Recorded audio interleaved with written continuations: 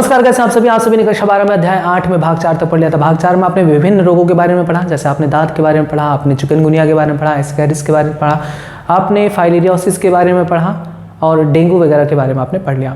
अब आते हैं भाग 5 में, उसके आगे के बारे में बताएंगे, जो कि है 2 इंपॉर्टेंट डिजीज, एक है स्वाइन फ्लू और दूसरा है कोविड-19। इनके बारे में आज चर्चा करेंगे और साथ ही साथ आपको ये बताया जाएगा कि किसी भी रोग से आप बच कैसे सकते हो, किसी रोग के बचाव का नियंत्रण हम आपको बताएंगे कैसे आपको करना है। साथ ही साथ आपको एक पूरी लिस्ट में दूंगा कौन कौन से रोग आपसे पूछे जा सकते हैं आपके एग्जाम में, बार बार वही क्वेश्चन आपके रिपीट होते हैं आपके एग्जाम में, वो लिस्ट मैं आपको दूंगा। वायरस की वजह से कौन कौन से रोग होते हैं, बहुत ज़्यादा नहीं दूंगा, 5-6 ही दूंगा, आपका सारे एग्जाम में उसी से आ जाएगा। वायरस और बैक्टीरिया से कौन कौन से रोग होते हैं, फंजाई से कौन से रोग होते हैं और इंटेस्टाइनल वर्म या प्रोटोजोआन से कौन कौन से रोग होते हैं, इन सब के बारे में आपके लिस्ट आपको दूंगा मैं लास्ट में। आइए देखते हैं नेक्स्ट डिजीज, जो कि है स्वाइन फ्लू। स्वाइन फ्लू एक समय में बहुत ज़्यादा चर्चा में रहा है, क्योंकि इससे भी बहुत अधिक मौतें हुई हैं स्वाइन फ्लू से। और आपको पता है कि इसका नाम लेते ही आपके मन में एक जानवर का नाम जरूर आ जाता है। वो कौन सा जानवर है? गू खाता है सूअर, क्योंकि उसी से फैलता है। स्वाइन फ्लू एक ऐसा रोग है जिसका रोगजनक यानी पैथोजन क्या है? एक विषाणु है, वायरस है। उस विषाणु का नाम इसी रोग के नाम के अकॉर्डिंग रखा गया है, उसका नाम है स्वाइन इन्फ्लुएंजा विषाणु, स्वाइन इन्फ्लुएंजा वायरस। ठीक, इसे शॉर्ट फॉर्म में SIV भी कहते हैं। इस वायरस को शॉर्ट फॉर्म में SIV भी कहते हैं। यह रोग किस में पाया जाता है? यह वायरस किस में पाया जाता है? यह वायरस सूअरों में पाया जाता है, सूअरों में पाया जाता है। ठीक है, और जो सूअर को खाते हैं ऐसे मनुष्यों में सूअर के माध्यम से उनमें चला जाता है, वो भी सूअर बन जाते हैं जो ऐसे खाते हैं ऐसे जानवरों को। इतने गंदहीले जानवरों को पता नहीं कैसे खा लेते हैं लोग।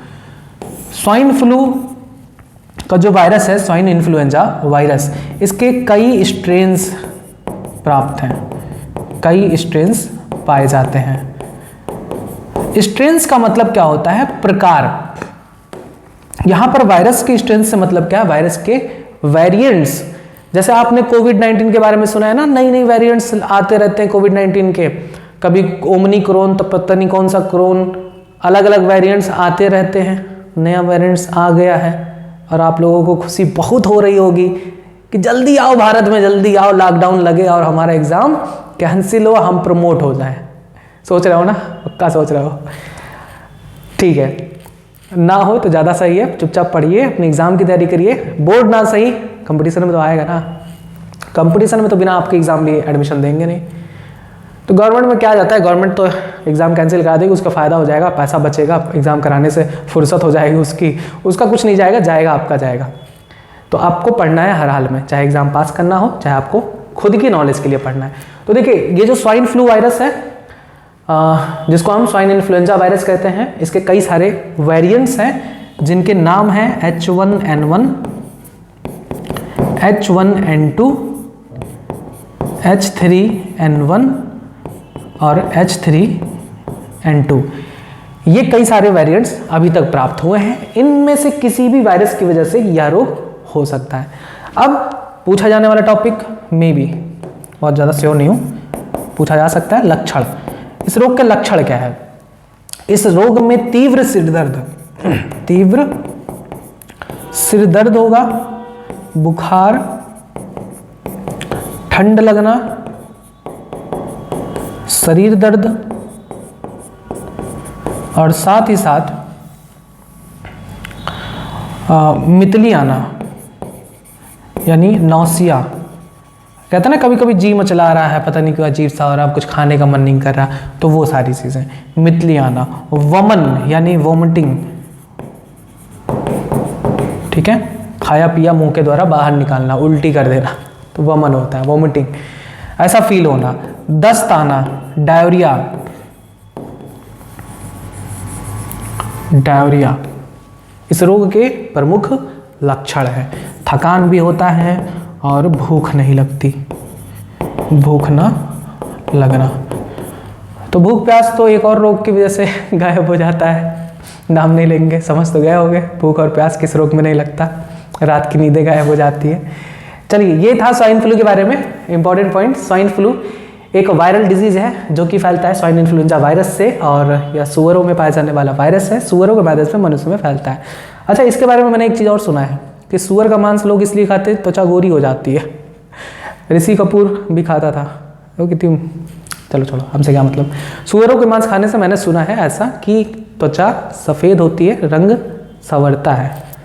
अब त्वचा के लिए कुछ भी खा लोगे। स्वाइन फ्लू के बारे में इतनी इंपॉर्टेंट पॉइंट, इसके कई सारे वेरिएंट्स हैं, H1N1, H1N2, H3N1 और H3N2। आइए नेक्स्ट डिजीज, जो कि सुनकर नाम आप लोग खुश हो जाओगे कि भगवान जल्दी से लॉकडाउन लगता है, हमारा एग्ज़ाम पोस्टपोन्ड होता है या फिर कैंसिल हो जाता है और हम प्रमोट हो जाते हैं। कोविड-19। सबसे पहला पॉइंट कि कोविड-19 की शुरुआत कहाँ से हुई। नाम तो आ ही गया होगा आपके मन में, अभी चर्चा में है, चीन। कोविड-19 क्यों कहते हैं? क्योंकि 2019 में शुरू हुआ था, इसीलिए 19 कहते हैं। 2019 में शुरू हुआ था, 2019 में, ठीक, सन 2019 में इसकी शुरुआत हुई। कहाँ से? चीन देश के वुहान शहर में, वुहान शहर में। कोविड-19 की शुरुआत सन 2019 में चीन देश के वुहान शहर में हुई और धीरे धीरे ये पूरे विश्व में फैल गया। और डेट के साथ मैं बता दूं, 11 मार्च 2020 को WHO, इनका नाम मैंने पहले भी आपको बताया, वर्ल्ड हेल्थ ऑर्गेनाइजेशन WHO ने इसे महामारी घोषित कर दिया, महामारी घोषित कर दिया। ठीक, इतनी बातें इंपॉर्टेंट है। इस रोग की शुरुआत चीन देश के वुहान शहर से हुई। 2019 में पहला केस मिला चीन में और धीरे धीरे पूरे विश्व में फैल गया और WHO ने 11 मार्च 2020 को इसको क्लियर कर दिया कि एक महामारी है। जो आपने ये भी सुना है कि हर 100 वर्ष के बाद एक महामारी जन्म लेती है, तो WHO ने इसे 11 मार्च 2020 को महामारी घोषित किया। अब इस रोग का रोगजनक कौन है तो बताने की जरूरत है नहीं। इस रोग का रोगजनक क्या है? एक वायरस। आप लोग परिचित होंगे उस वायरस से, मिले हो कि नहीं? इस वायरस से मत मिलना, बहुत खतरनाक है। एक विषाणु जिसका नाम क्या है? सार्स कोव-2। आप सोचे थे कोरोना वायरस, कोरोना वायरस ही है, पूरा नाम ये होता है सार्स कोव-2। तो आप साइंस के स्टूडेंट हो तो आपको पूरा नाम याद होना चाहिए। वो तो कॉमन लोगों के लिए कोरोना वायरस, इसका पूरा नाम होता है सेवर एक्यूट रेस्पिरेटरी सिंड्रोम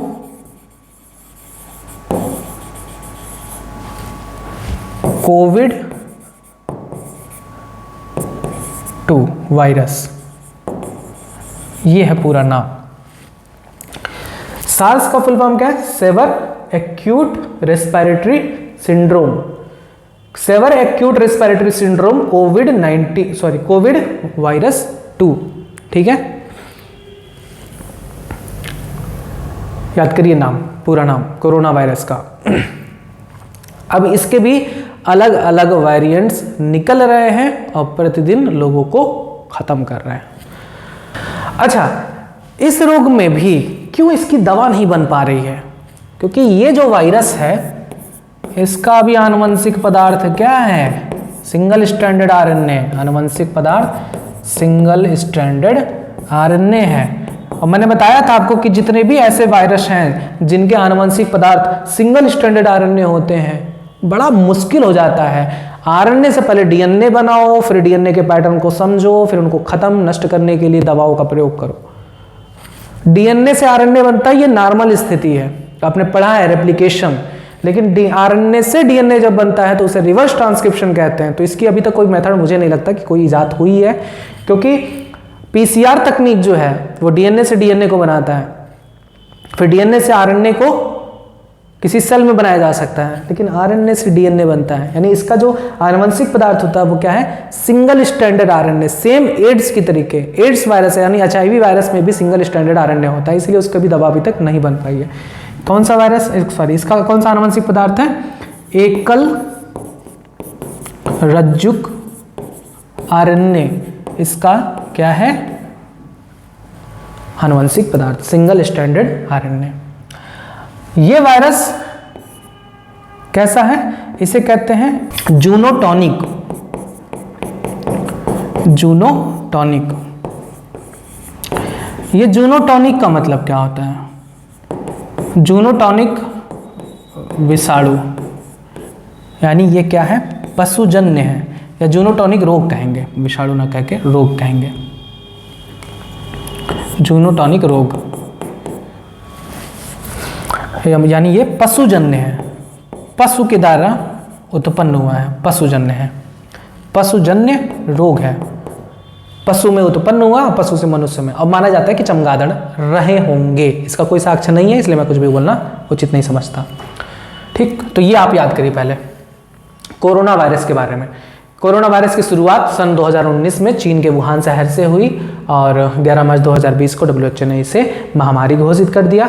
इसका पैथोजन है SARS-CoV-2 वायरस यानी सेवर एक्यूट रेस्पिरेटरी सिंड्रोम व कोविड-19 2 वायरस। इसका आनुवंशिक पदार्थ सिंगल स्ट्रैंडेड आरएनए होता है। ये एक जूनोटॉनिक रोग है, यानी पशुजन्य रोग है, पशुओं के द्वारा उत्पन्न हुआ है। इसका संक्रमण कैसे होता है, संक्रमण यानी ट्रांसमिशन कैसे होता है, एक व्यक्ति से दूसरे व्यक्ति में फैलता है, ये है ना, ट्रांसमिशन।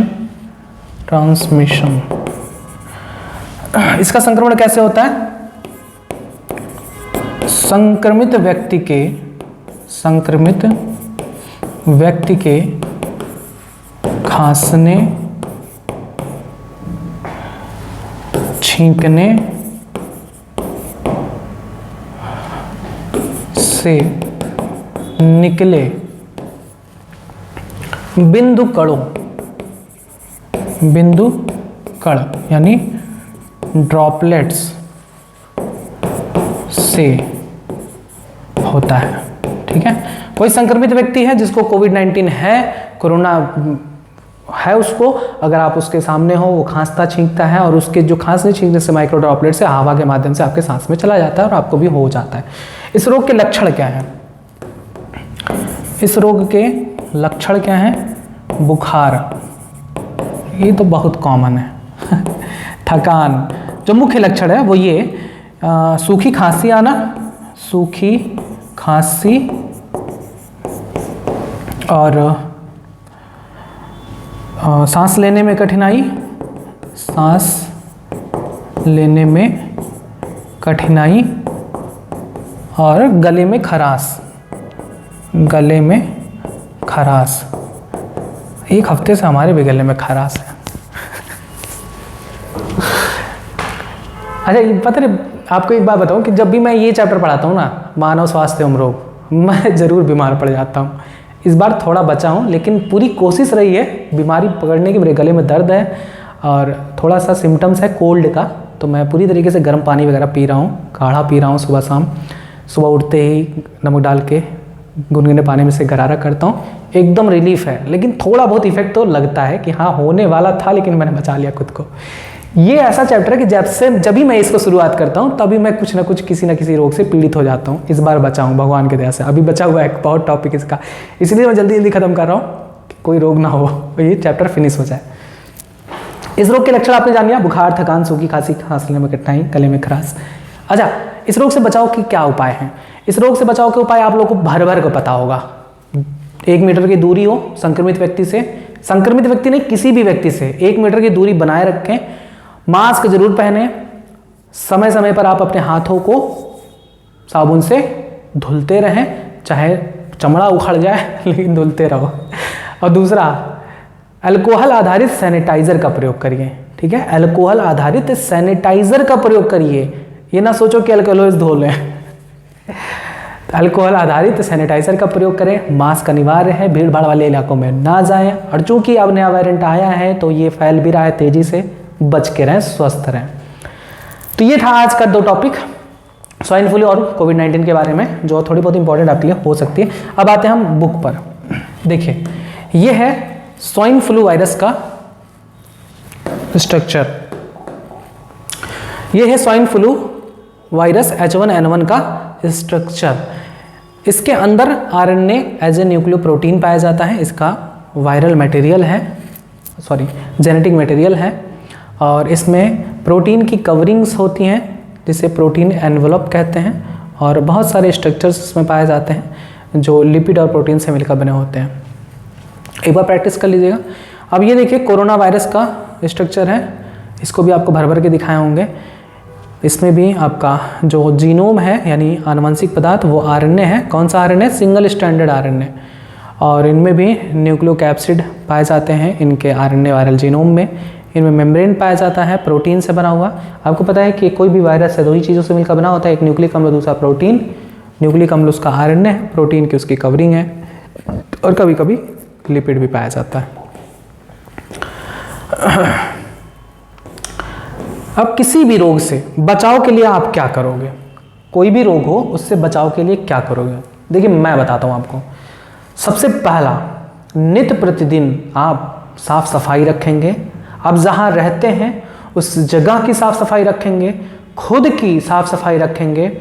आप रोज़ नहाएंगे, रोज़ अपना नित्य कर्म करेंगे, समय से करेंगे, समय से भोजन करेंगे, समय से आराम करेंगे, सुबह समय से उठेंगे, आपका सब कुछ सही हो जाएगा।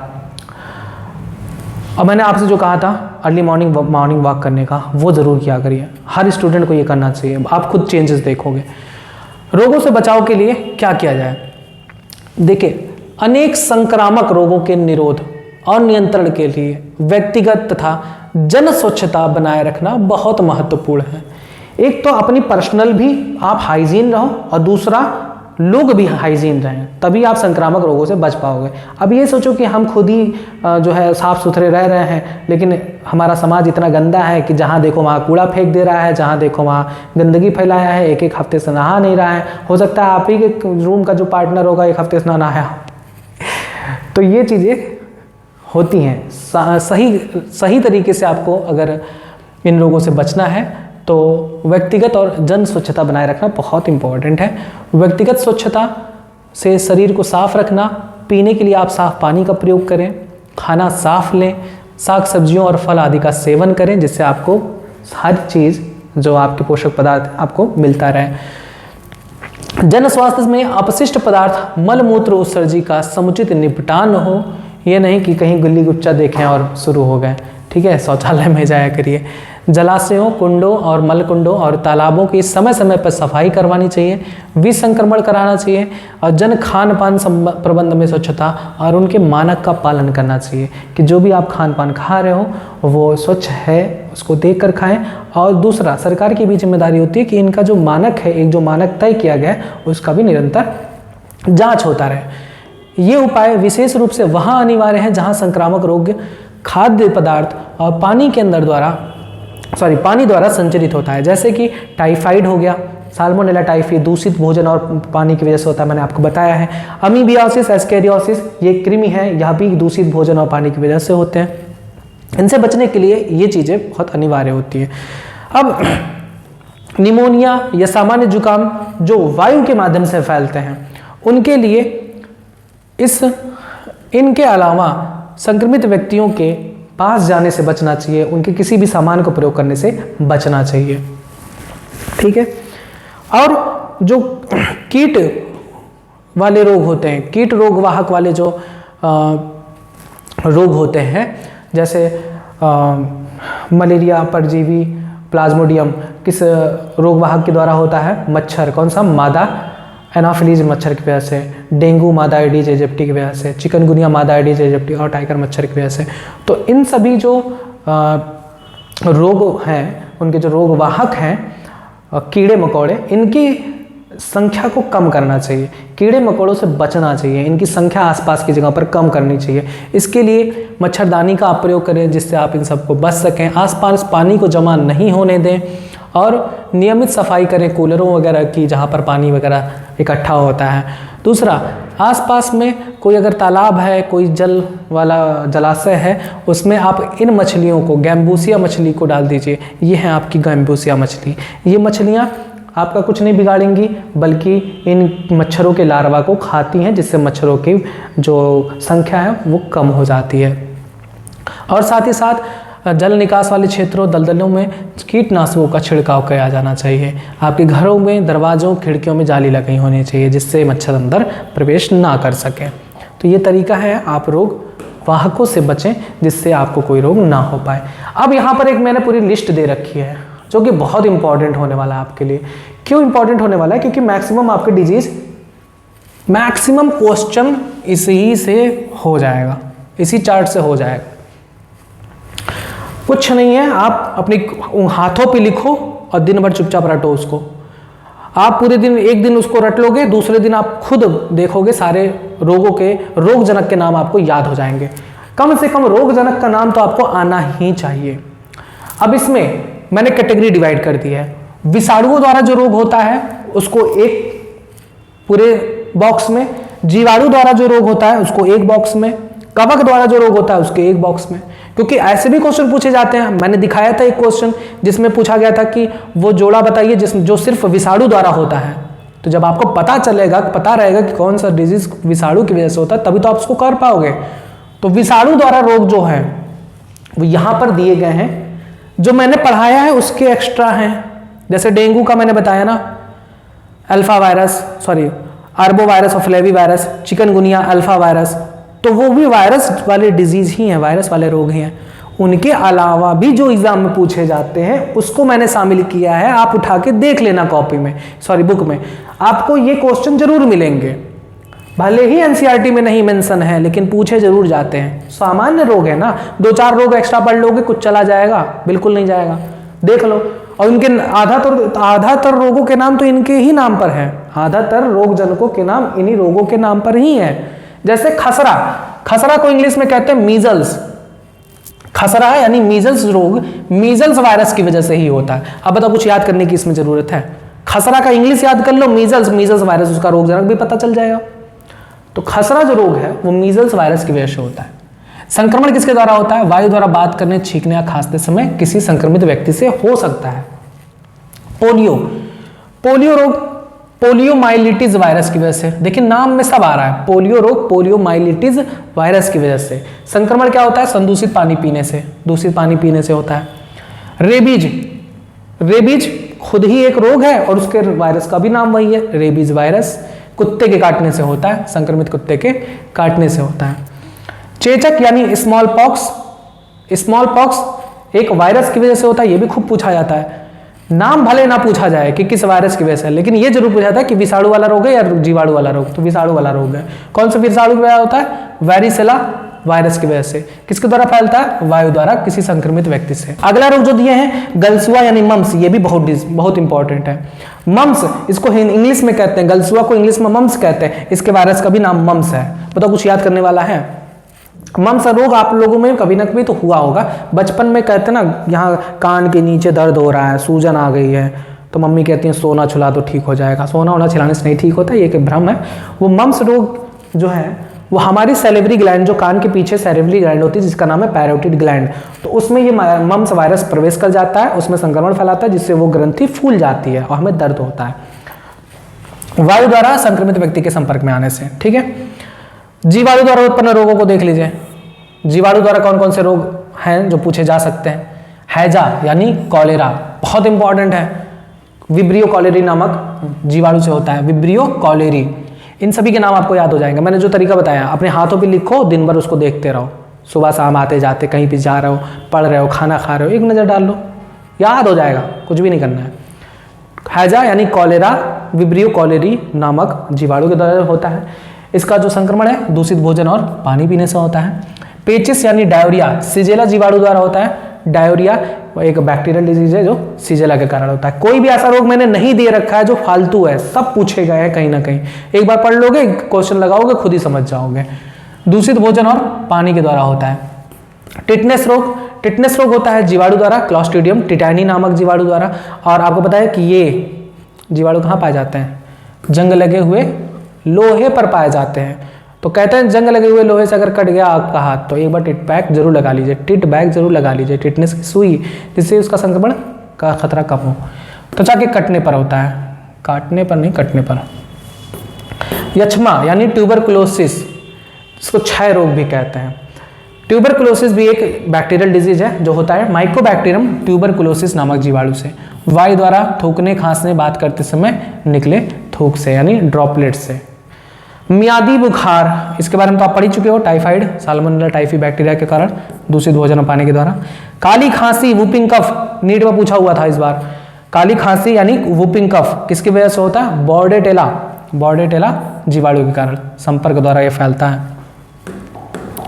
कवक द्वारा उत्पन्न रोग तो बता ही चुके हैं, एक रोग दाद, दाद के लिए कोई एक रिस्पॉन्सिबल नहीं है, तीन है। माइक्रोस्पोरम माइक्रोस्पोरम, ट्राइकोफाइटॉन, एपिडर्मोफाइटॉन, तो तीनों याद करेंगे। कौन कौन से? माइक्रोस्पोरम, ट्राइकोफाइटॉन और एपिडर्मोफाइटॉन, तीनों बताए ना, तीनों याद करिए। ठीक, त्वचा के संपर्क से ये होता है। प्रोटोजोआ के द्वारा पेचिस यानी डिसेंट्री किसके कारण होता है? एंटमीबा हिस्टोलिटिका, एंटमीबा हिस्टोलिटिका के कारण भी होता है। और एक पेचिस के बारे में आपको बताए हैं जो किसकी वजह से होता था? जियार्डिया इंटेस्टाइनेलिया नामक प्रोटोजोआन के कारण। मलेरिया रोग होता है प्लाज्मोडियम के कारण, मादा एनाफेज मच्छर के काटने से फैलता है। ठीक है, बस। अब इसके बाद आता है सर प्रतिरक्षा के बारे में, तो प्रतिरक्षा के बारे में आपको नेक्स्ट टॉपिक में बताया जाएगा, नेक्स्ट पार्ट में बताया जाएगा। उम्मीद है कि ये टॉपिक आपको समझ में आया है। पढ़िए, बार बार पढ़िए क्योंकि ये बहुत इंपॉर्टेंट है। ये चार्ट आपको रटा होना चाहिए, अपनी कॉपी में आपने नोट करिए, चार्ट को पूरी तरीके से याद करिए और नीट के क्वेश्चन सॉल्व करिए। और जो भी प्रीवियस ईयर के क्वेश्चन आपको जो भी इंपॉर्टेंट मिलते हैं आपके परीक्षा से संबंधित, उसको सॉल्व करिए, जरूर आपके क्वेश्चन सॉल्व हो जाएंगे। ठीक है, आगे जो भी टॉपिक होगा वो जल्दी आपको प्रोवाइड कराया जाएगा। तब तक आप जुड़े रहें यूट्यूब चैनल बायोलॉजी हिंदी के साथ। धन्यवाद।